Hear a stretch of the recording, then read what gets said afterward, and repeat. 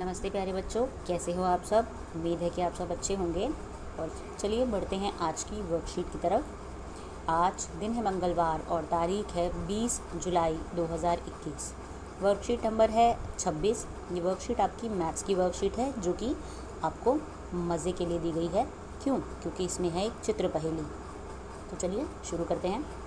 दिए गए चित्रों को एक जैसा बनाने की कोशिश की गई थी, परंतु बनाते समय चित्र 2 में कुछ गलतियां हो गई हैं।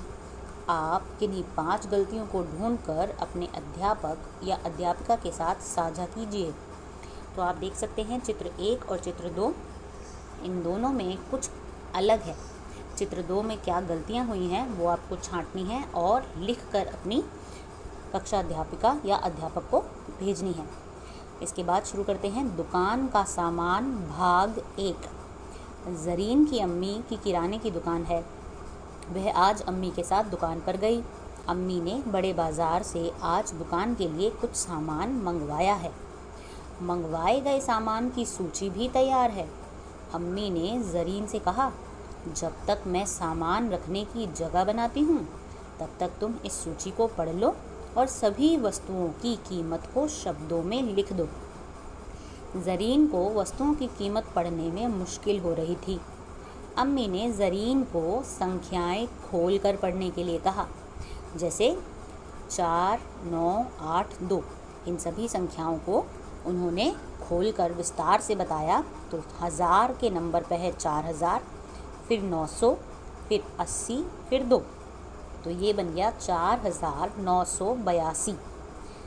आप भी इस सूची को पढ़कर तालिका पूरी करने में ज़रीन की मदद कीजिए।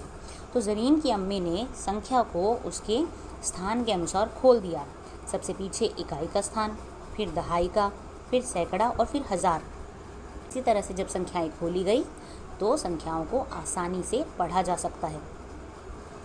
अब हमें करना ये है कि हमें भी ज़रीन की मदद करनी है कीमतों को शब्दों में लिखने के लिए। सूची में हमें वस्तुएं दी गई हैं, उनकी मात्रा दी गई है और उनकी कीमत दी गई है।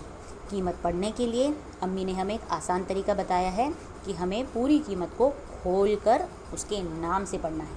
तो चलिए, चीनी 100 किलोग्राम आई हुई है, कीमत लिखी हुई है 3840। कैसे पता चला? क्योंकि 1000 के स्थान पर है 3, 100 के स्थान पर है 8, तो 3840 रुपये। अगला है राजमा 50 किलोग्राम, कितने के हैं? 5700, 5 दहाई यानी कि 50, 5750।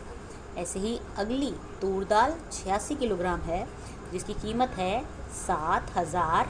अब 100 पर कुछ नहीं है ना, तो उसको हम कुछ भी नहीं बोलेंगे। 7052, 50 और 2 52, तो 7052। फिर है चावल 165 किलोग्राम, जिसकी कीमत हुई 6105 रुपये। आखिर में है आटा, जिसकी कीमत है 7425 रुपये। और आखिर में पूरी सूची में कुल कीमत कितनी हुई? 30,000, क्योंकि 1000 के स्थान पर अब क्या है? 30,172 रुपये।